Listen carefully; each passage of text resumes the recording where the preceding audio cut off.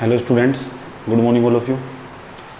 आज बात करेंगे एक नए टॉपिक पर, उत्तराखंड पीसीएस के और जो लोअर पीसीएस के जो विज्ञप्ति जारी की गई है उसके बाद थोड़ा अपना पढ़ने का अप्रोच बदलना होगा और थोड़ा डेप्थ में जाना होगा, क्योंकि पेपर की जो प्रकृति है लगातार बदल रही है और हमें लगता है थोड़ा डेप्थ में जाकर पढ़ना ही होगा किसी भी एग्ज़ाम को करेक्ट करने। उत्तराखंड का कोई सा भी एग्ज़ाम हो, इस पर हमारी परिचर्चाएँ चल रही हैं और हम जो आपका जिला सीरीज है, जिला सीरीज नहीं, आप समग्र रूप से कह सकते हैं, जितने भी पर्सन बन सकते हैं जिस ज़िले से, जितने भी आपको पर्सन बन सकते हैं और उसकी आपको समझ होनी चाहिए, उस पर हम बहुत अच्छे तरीके से और महीन तरीके से बात कर रहे हैं।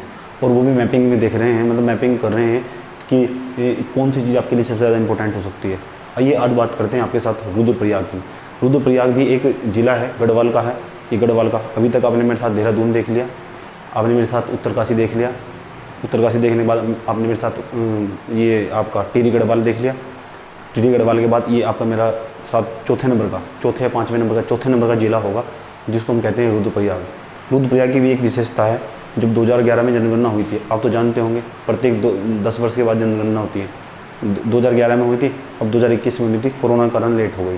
तो जो जनगणना हुई थी 2011 की, उस 2011 की जनगणना में इसकी जनसंख्या सबसे कम थी।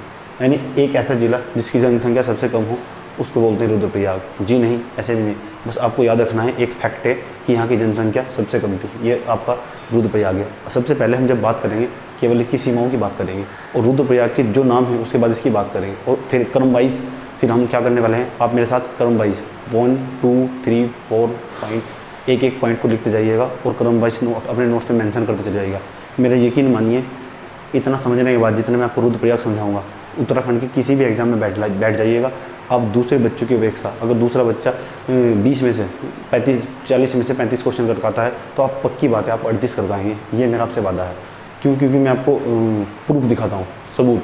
मेरे जहाँ से मैं पढ़ाता हूँ वहाँ से क्वेश्चन पक्का आता है, 100% आता है। वहाँ से नहीं आया तो फिर कहीं से नहीं आएगा।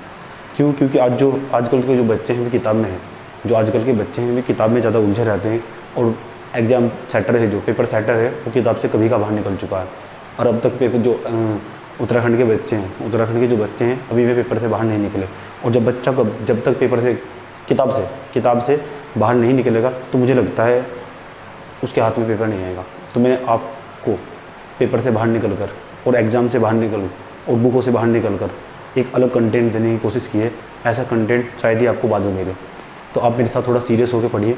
एक एग्ज़ाम आपका उत्तराखंड का कोई सा भी एग्ज़ाम हो, आप गाजर मूली की तरह काट देंगे। किसकी? गाजर मूली की तरह, मेरे यकीन मानिए। तो हम बात कर रहे हैं किसकी? हम बात कर रहे हैं रुद्रप्रयाग की। आपने केदारनाथ का नाम तो सुना ही होगा। केदारनाथ रुद्रप्रयाग में स्थित है। केदारनाथ में जून 2013 में बाढ़ आई थी। वो केदारनाथ में जो बाढ़ आई थी यही मंदाकिनी नदी में आई थी। ये आपका NH 109 है, नेशनल हाईवे 109, राष्ट्रीय राजमार्ग 109 है, जो बीच में जाता है। इसी के पास एक नदी बहती है साइड में, उसको बोलते हैं मंदाकिनी नदी। उसकी भी बात करेंगे। मंदाकिनी नदी का जलस्तर इतने उफान पर था कि उसने पूरे रुद्रप्रयाग को अपनी चपेट में ले लिया और लाखों लोगों की मृत्यु हुई। हालांकि सरकार बताती है हज़ारों की संख्या में व्यक्ति मारे गए थे, लेकिन हम कहते हैं हम अपने आंकड़ों, जितना हमने यहाँ से पढ़ा है उसके आंकड़ों के विश्लेषण से पता चलता है यहाँ लाखों लोगों की मृत्यु हुई थी। समझे? उत्तराखंड के अंदर का सबसे कम जनसंख्या वाला कोई जिला है तो यही है। ये वही जिला है जिसकी जनसंख्या सबसे कम है। और बात करेंगे, और भी बहुत इंपॉर्टेंट कहानियाँ यहाँ पर चली थी। आराम से एक पॉइंट पर बात करते हैं। जरा देखिए, इसके उत्तर में जो आप देख रहे हैं ना, ये इसके उत्तर में इसके जो आपका रुद्रप्रयाग है, ये रुद्रप्रयाग की सीमा बनाई है ब्लैक कलर से। रुद्रप्रयाग के आप उत्तर में देखिए, इसके उत्तर में उत्तरकाशी स्थित है। क्या है? उत्तरकाशी स्थित है। हालांकि उत्तरकाशी, इधर देखिए, इधर आपका टिहरी गढ़वाल है, इधर क्या है आपका चमोली, नीचे क्या है आपका पौड़ी गढ़वाल चमोली, ऊपर उत्तरकाशी, इधर देखिए टिहरी गढ़वाल चमोली उत्तरकाशी पौड़ी गढ़वाल। इनमें सबसे जो लंबी सीमा लगती है टिहरी गढ़वाल के साथ। सबसे ऊपर है ये आपका उत्तरकाशी, उसकी सबसे छोटी सीमा है। मतलब सबसे छोटी अगर सीमा रुद्रप्रयाग के साथ लगती है वो उत्तरकाशी के, ये भी आपसे प्रश्न पूछा जा सकता है। सबसे छोटी सीमा इसके साथ लगाने वाला जो जिला है, आपको मैपिंग जिसकी बच्चे की जितनी ज़्यादा फास्ट होगी, जिस बच्चे की जितनी ज़्यादा मैपिंग फास्ट होगी, उसका जो उत्तराखंड होगा वो इतना ही ज़्यादा बेहतर होगा। तो बात करते हैं किसकी, उत्तरकाशी की। तो उत्तरकाशी जो है बेटे, उत्तरकाशी क्या है, उत्तरकाशी रुद्रप्रयाग के साथ सबसे छोटी सीमा लगाता है। और जो आपका ये टिहरी गढ़वाल है, टिहरी गढ़वाल सबसे लंबी सीमा लगाता है। अब आपका सवाल है कि बना कैसे। टिहरी का अधिकांश भाग, कुछ भाग चमोली का, कुछ भाग पौड़ी गढ़वाल का 1960 में 18 सितंबर 1897 में ये अस्तित्व में आया था। 18 सितंबर 1897 में ये अस्तित्व में आया था, समझे आप। 18 सितंबर 1897 में ये टिहरी से अलग हुआ मुख्य रूप से, लेकिन टिहरी और चमोली और इसका कुछ भाग पौड़ी गढ़वाल का कुछ भाग लेकर एक प्रयाग बनाएगा जिसको हम रुद्रप्रयाग कहते हैं। रुद्रप्रयाग को हम भगवान शिव की धरती कहते हैं। आपको जानकर हैरानी होगी, यहाँ पर लगभग 200 मंदिर, भगवान शिव के 200 मंदिर से भी अधिक मंदिर स्थित हैं यहाँ। इतना इम्पोर्टेंट जिला है, समझे। आप भगवान शिव की धरती कहते हैं। अगर आप रुद्रप्रयाग में गए और केदारनाथ में नहीं गए तो हम ऐसे कह सकते हैं आपकी ज़िंदगी अधूरी है। जब आप रुद्रप्रयाग में जाएंगे, यहाँ का जो मतलब नज़ारा है, आप देखते ही तो रोड पर आप बैठे हुए जैसे गाड़ी में यात्रा करते हैं तो आपका मनमोहक लेगा। इतना अच्छा और सुंदर नज़ारा है, दिलचस्प सा नज़ारा। उसके बाद सीमाओं की बात की। अब सीमाओं के बाद हम चलते हैं, थोड़े मैपिंग करते हैं। तो मैपिंग में देखते हैं यहाँ क्या क्या स्थित है। उसके बाद ये अस्तित्व में कब आया, भगवान शिव की आराधना की थी इसी स्थान पर जहाँ जगदम्बा मंदिर है ना, इसी स्थान पर बैठकर, इसी वही स्थान है जहाँ भगवान शिव की आराधना की थी उस्ताद नारद मुनि ने। तो उस्ताद नारद मुनि ने इसी स्थान पर, इसी रुद्रप्रयाग में बैठकर किसकी तपस्या की थी, भगवान शिव की तपस्या की थी। नारद मुनि समझते हैं सूचना प्रसारण मंत्री कह सकते हैं उन्हें, एक प्रकार का, जो सूचना दिया करते थे, बोलते थे नारायण नारायण। उसके बाद तो भगवान शिव की आराधना करने वाले उस्ताद नारद मुनि की तपस्या की थी बैठ के। 18 सितंबर 1997 को ये टिहरी से अलग हुआ था। यहाँ की जनसंख्या पता नहीं चाहिए आपको, यहाँ की जनसंख्या है 2.42 लाख, 2.42 लाख के लगभग आसपास। लेकिन जब केदारनाथ में जब बाढ़ आई थी ना, तो यहाँ की जनसंख्या यहाँ से पलायन करके धीरे धीरे जब पलायन करके मतलब माइग्रेशन ज़्यादा बढ़ गया, प्रवास की समस्या उत्पन्न हुई, क्योंकि जून 2013 में बाढ़ आई थी।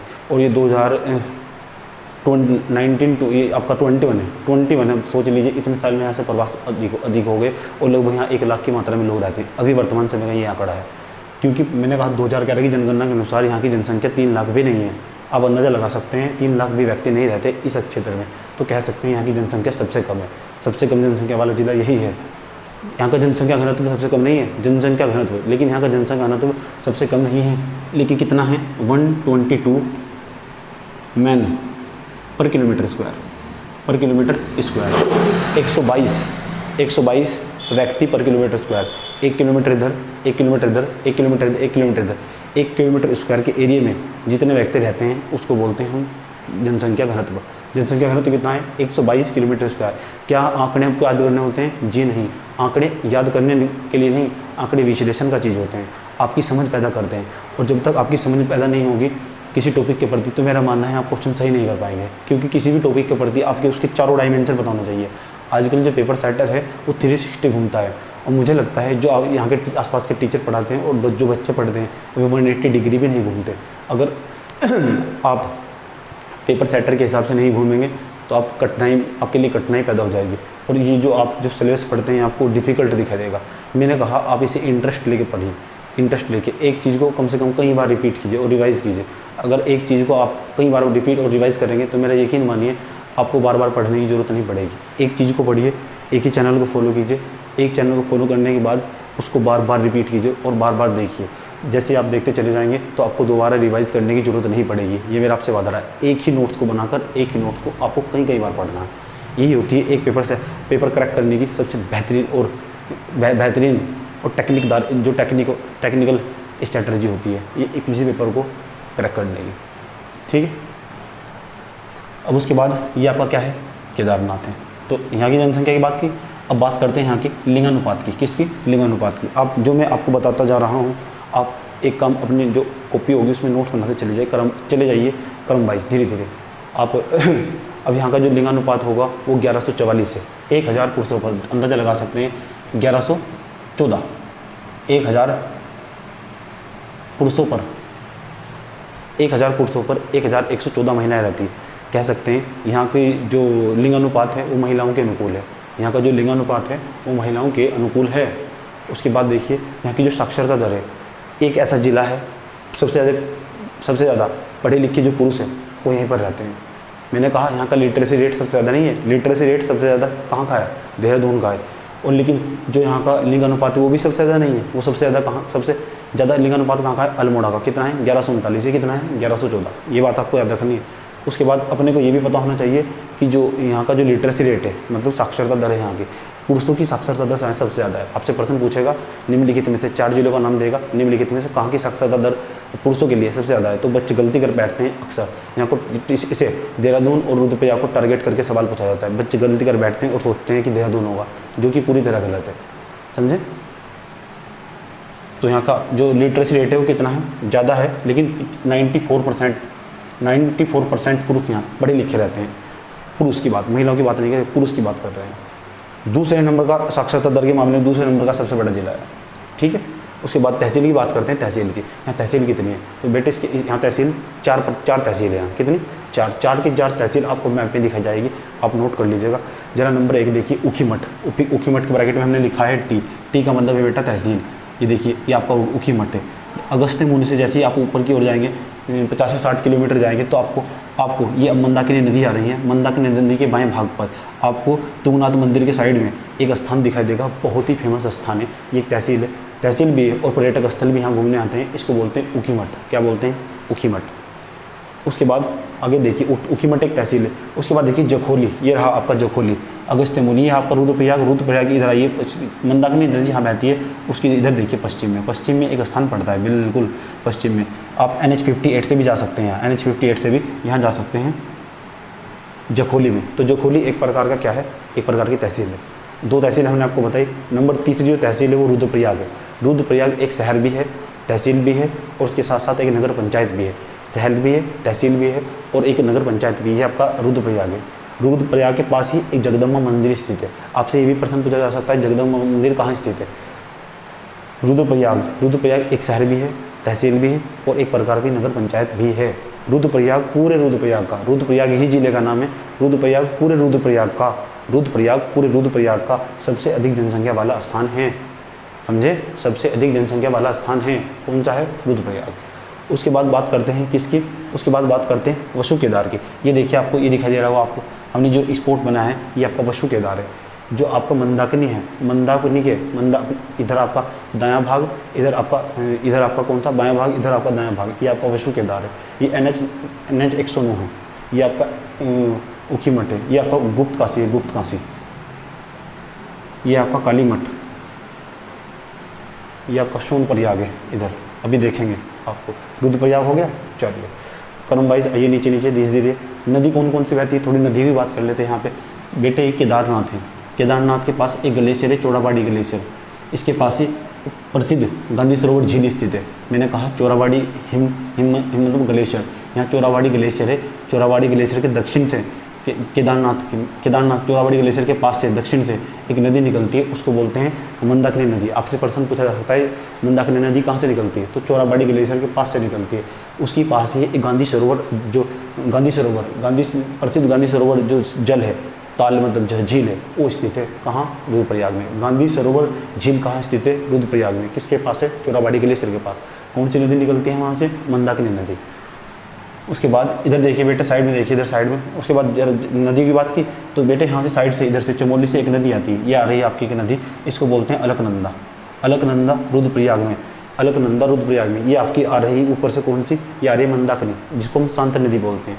जो मंदाकिनी इधर से कौन सी आ रही है, अलकनंदा। जो मंदाकिनी है उसका जो ढाल है वो बहुत ही धीमा है, मतलब इसकी ढाल नहीं है। अतीत काल में कहा जाता है यह नदी बहुत ही तेज और फास्ट बहाया करती थी। इसने अपनी नदी घाटी को काट कर इतना गहरा कर दिया, अभी विचरण करती हुई आगे बढ़ती है, यानी इसका पानी बहुत ही ज़्यादा शांत है। इसलिए मंदाकिनी नदी को शांत नदी भी कहते हैं। कौन सी नदी, शांत नदी भी कहते हैं। कौन सी नदी को, मंदाकिनी नदी को।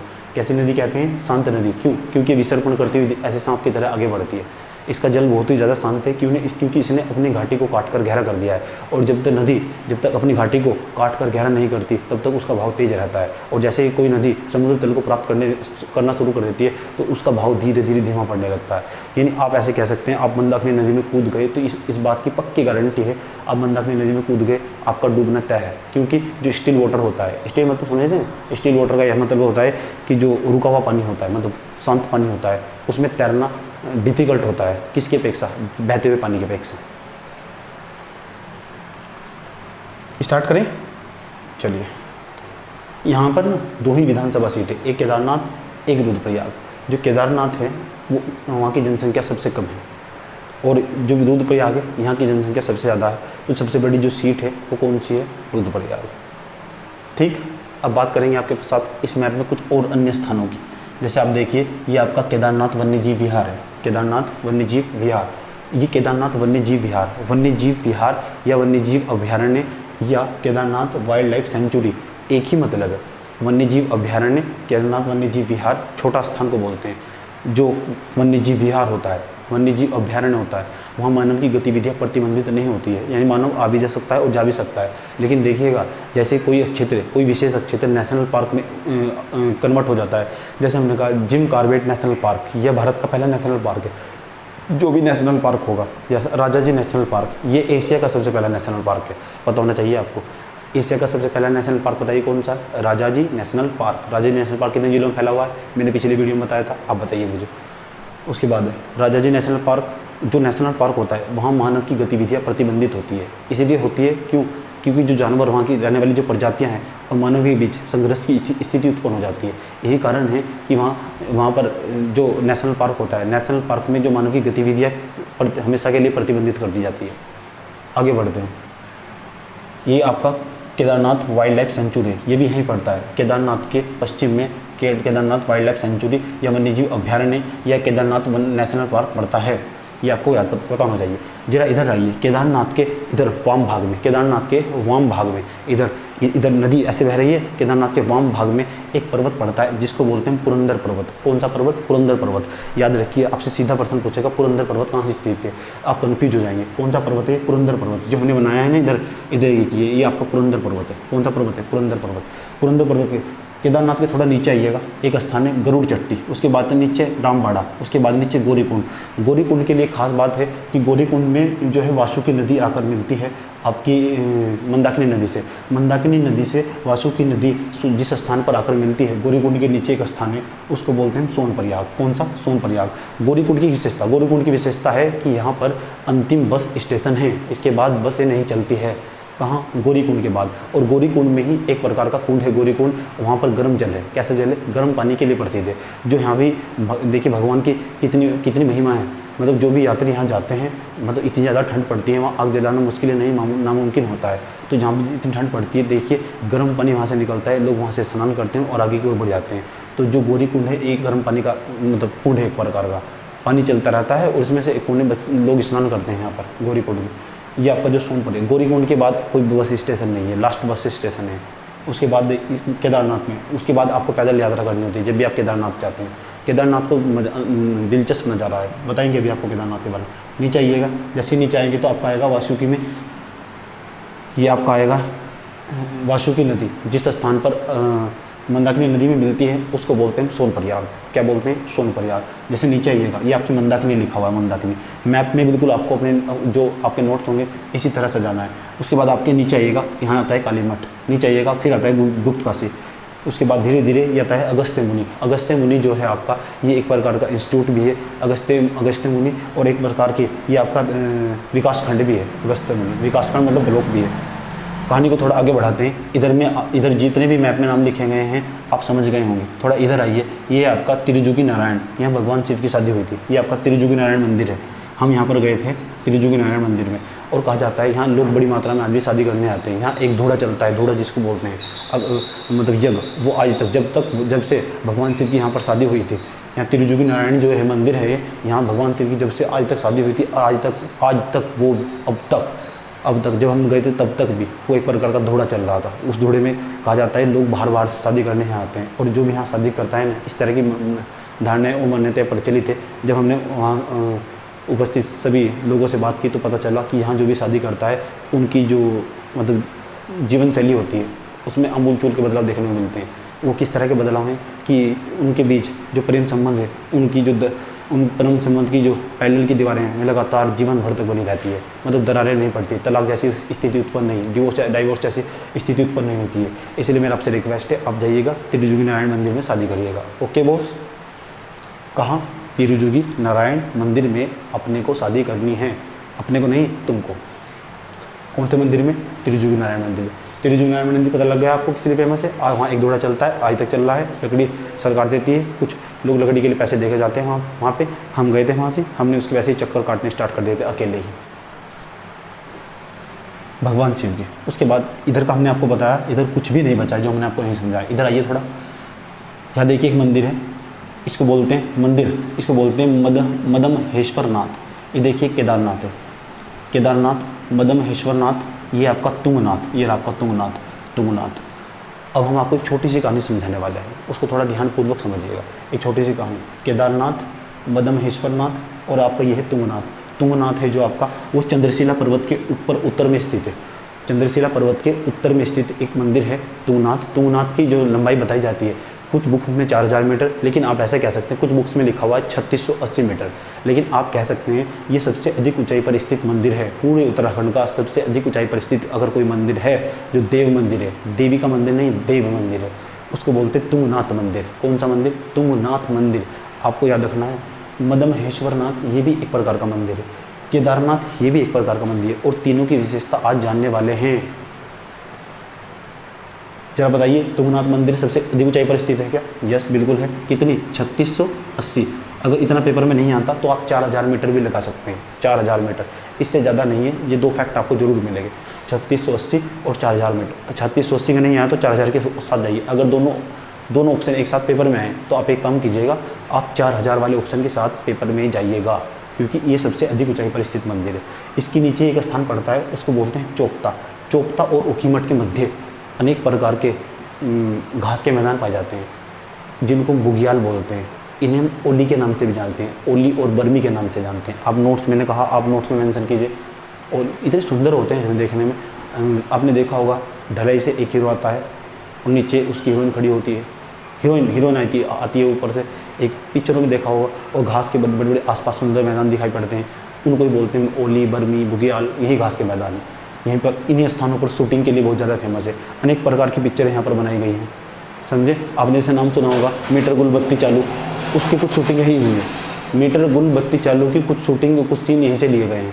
और आपको ये भी पता होना चाहिए, मीटर गुल बत्ती चालू जो मूवीज़ थी, नहीं समझ में आया? मीटर गुल बत्ती चालू शाहिद कपूर की मूवी है, जाके देखिए यार। जो आपकी ये है एक मूवी का गाना है, जिसमें गाना है वो अलविदा हो गए देखते देखते। ठीक है, आगे चलिए। चंद्रशिला पर्वत, नीचे आइए। ये चंद्रशिला पर्वत के ऊपर तुंगनाथ मंदिर है। तो मदमहेश्वर के पास जो एक ब्रह्म कमल खिलते हैं, ब्रह्म कमल देखें आपको, नेट पे जाइए और सर्च करके देखिए ब्रह्म कमल की क्या कंडीशन होती है, स्थिति बड़े मस्त दिखाई पड़ते हैं। वाइट कलर के फूल होते हैं, आपको ब्रह्म में डाल देंगे, जैसे आप देखेंगे इतना दिलचस्प नज़ारा होता है। यहीं पर एक गुफा है, उसको बोलते हैं कोटेश्वर महादेव की गुफा। कोटेश्वर महादेव की गुफा भी यहीं पर पड़ती है। ये आपका हमारे साथ मैप का अध्ययन था। अब आपको मैप से बाहर निकालते हैं। 3 पंच केदार का नाम सुना है आपने? पंच केदार किसको बोलते हैं? पंच केदार की कहानी बहुत ज़्यादा फेमस है। आपको सुनाते हैं पंच केदार की कहानी, ध्यान से सुनिएगा। ये आपका केदारनाथ है, ये आपका तुंगनाथ है, ये आपका मदमहेश्वरनाथ है। तो 3 प्रकार के आपके ये केदार हैं, 3 केदार। वैसे हमारे पास 5 केदार है। ये 5 केदार की कहानी समझने से पहले मैं आपको कुछ और समझाना चाहता हूँ, और ध्यानपूर्वक समझिएगा, उसके बाद आपको रटना नहीं पड़ेगा। केदारनाथ, तुंगनाथ, मदमहेश्वरनाथ, यहाँ एक कहानी प्रचलित है। कहानी क्या है? कहा जाता है जो कुरुक्षेत्र में कौरव और पांडव की लड़ाई चल रही थी, युद्ध चल रहा था कुरुक्षेत्र का। जैसे युद्ध चल रहा था, तो युद्ध में क्या होता है, जो कौरव हैं वे हार जाते हैं और जो पांडव हैं वे जीत जाते हैं। जो कौरव हैं वे हार जाते हैं और पांडव जीत जाते हैं। और जो पांडव हैं उन्होंने अपने सगे भाई बंधु और उन्होंने अपने परिवार के अनेक सदस्यों को उस युद्ध में गंवाया था। और कहा जाता है युद्ध में अगर कोई अपना भी व्यक्ति मरता है, इस तरह की धारणाएं प्रचलित हैं कि ये एक प्रकार का पाप माना जाता है। अब जो पांडव हैं ये पापों का प्रायश्चित करना चाह रहे हैं और इनको मिलने जाना है भगवान शिव से। किससे? भगवान शिव से। लेकिन भगवान शिव पांडवों से हमेशा दूर ही भागते रहे। तो वे यहाँ जाकर बैठकर केदारनाथ में तपस्या कर रहे थे भगवान शिव। लेकिन पांडव भी बड़े तेज निकले, वे भी यहाँ पहुँचे। अब नारद मुनि आते हैं, नारायण नारायण, और भगवान शिव को सूचना देते हैं कि यहाँ पर पांडव पधारने वाले हैं। कि मैंने कहा कि पांडव क्यों आना चाहते थे भगवान शिव के पास? इसलिए आना चाहते थे ताकि वे अपने पापों का प्रायश्चित कर सके। लेकिन जो भगवान शिव थे मिलना नहीं चाहते थे। तो भगवान शिव कहा जाता है, यहाँ की कहानियाँ प्रचलित है कि कहा जाता है कि भगवान शिव तुरंत बैल का रूप धारण करते हैं और धरती में समा जाते हैं, बैल का रूप धारण करते हैं और धरती में समा जाते हैं, और कुछ दिनों के बाद उनके अंश जो शरीर के अंग हैं वे धरती पर अलग अलग स्थानों पर दिखाई पड़ते हैं। 5 जगह उनके शरीर के अंग दिखाई पड़े। जैसे एक जगह पर उनकी भुजाएं, ये जो भुजाएं वे दिखाई पड़ी, समझे। जैसे मैं आपको नाम बता रहा हूँ, तुंगनाथ मंदिर, तुंगनाथ मंदिर में भुजा दिखाई पड़ी आपको। जब तुंगनाथ मंदिर सबसे अधिक ऊंचाई पर स्थित है, वहीं मंदिर बना दिया गया। उसके बाद जैसे जो भगवान शिव है, भगवान शिव की जो नाभि है नाभि जहाँ पर दिखाई पड़ी वो आपका मध्यमेश्वर नाथ मंदिर है। एक केदार होगा ये भी आपका। एक जो भगवान शिव का जो मतलब जो बैल वाला ऊपर का कुबड़ था, कुबड़ केदारनाथ में दिखाई दी है, इसलिए यहाँ पे केदारनाथ में मंदिर बनाया गया। एक दो और है, दो हम आपको नाम बता रहे हैं। नाम है आपका रुद्रनाथ, यहाँ इनका मुंह दिखाई देता है, रुद्रप्रयाग में नहीं पड़ता है आपका। जो रुद्रनाथ है ये आपका रुद्रप्रयाग में नहीं पड़ता है, ये भी एक केदार है। उसको आपको बता दें कल्पेश्वर है, उनके शरीर के जो बाल है, केस जिसको बोलते हैं, केस बाल वे दिखाई पड़ते हैं, ये आपका यहाँ नहीं पड़ता। आप मुझे बताइए कि रुद्रनाथ ये कहाँ पड़ता है रुद्रनाथ? आप मुझे बताइए कि कल्पेश्वर नाथ कहाँ पड़ता है? 3 तो मैंने आपको बताया, केदारनाथ, तुंगनाथ, मध्यमेश्वर नाथ, ये हमने आपको बताया। आगे आप बताइए हमको सर्च करके, कहानी को थोड़ा आगे बढ़ाते हैं, समझे।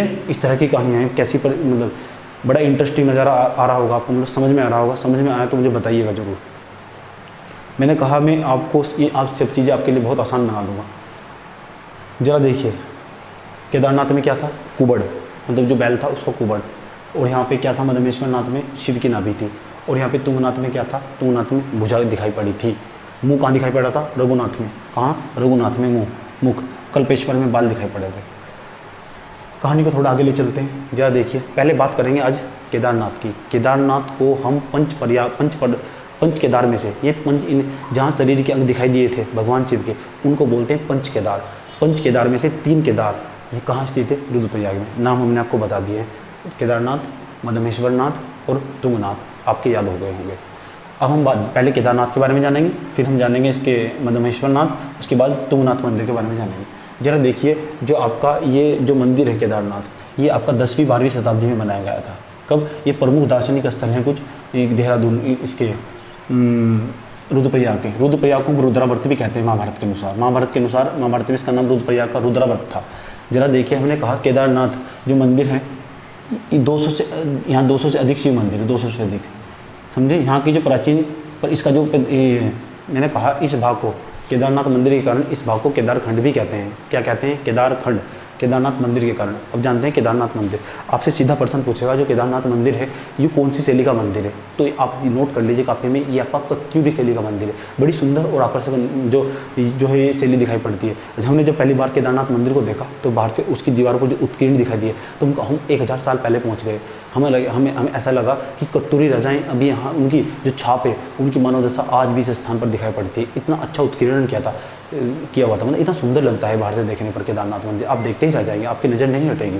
कत्यूरी शैली इतनी बेस्ट शैली है कत्यूरी शैली।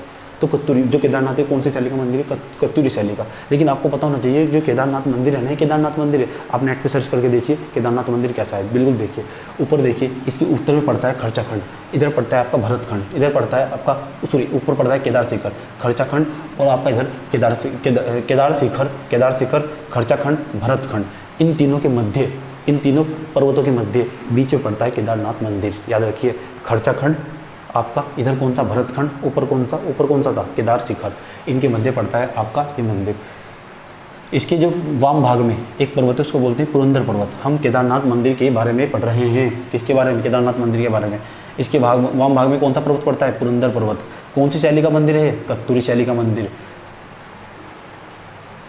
निर्माण भूरे रंग के विशाल पत्थर से किया गया है। इसका जो निर्माण है वो भूरे रंग के विशाल पत्थर से किया गया है। जो आपका मंदिर है, कौन सा मंदिर? केदारनाथ मंदिर। यह मंदिर छत्र प्रसाद युक्त है। कैसा युक्त है? छत्र प्रसाद युक्त मंदिर है। छत्र प्रसाद युक्त का मतलब है एक प्रकार का त्रिकोणीय टाइप का मंदिर, समझे। इसमें ना, इसके ग्रह में त्रिकोणीय ग्रेनाइट शिला है, उसकी पूजा होती है। त्रिकोणीय है, ग्रेनाइट की शिला है भगवान शिव की, उसकी पूजा की जाती है।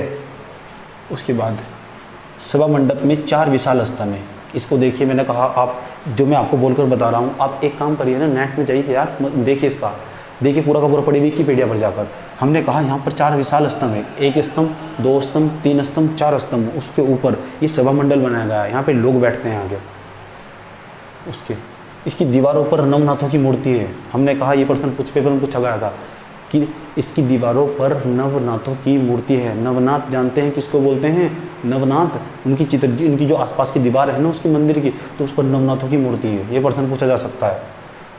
मंदिर के बाहर भैरव देवता का मंदिर है। कितना बेहतरीन प्रश्न बन सकता है। केदारनाथ के बाद बताइए निम्नलिखित में से कौन सा मंदिर, number 1, number 2, number 3, number 4, Bhairavnath का नाम देगा, टिक कर दीजिएगा।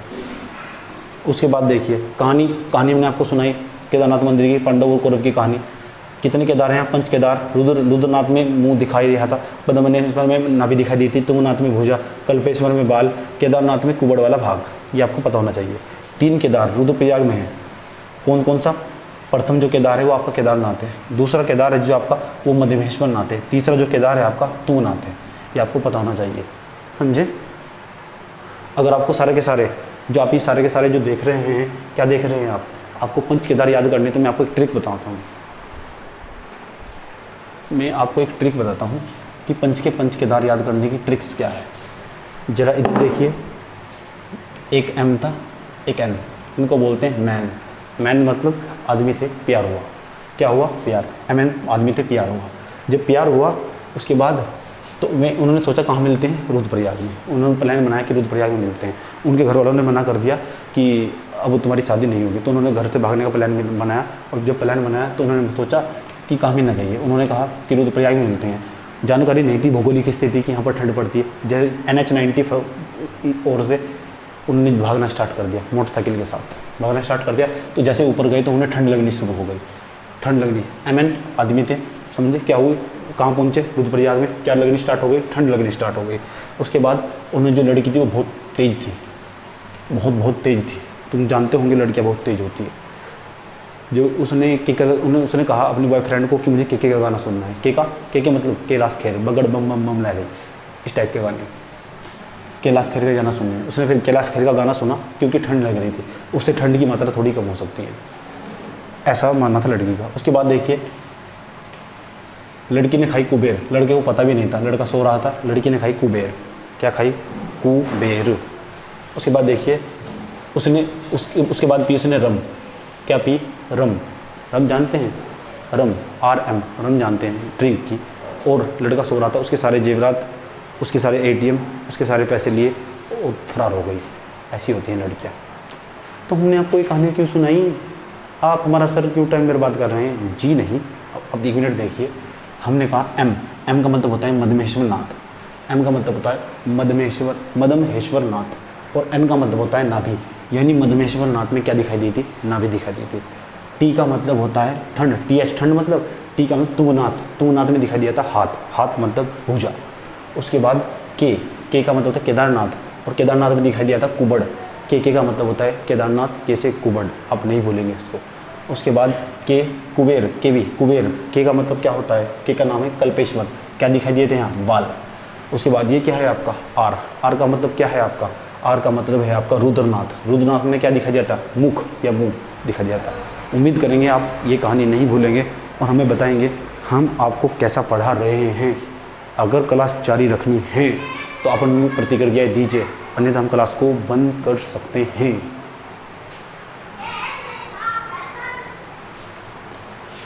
ये आपका रुद्रप्रयाग था।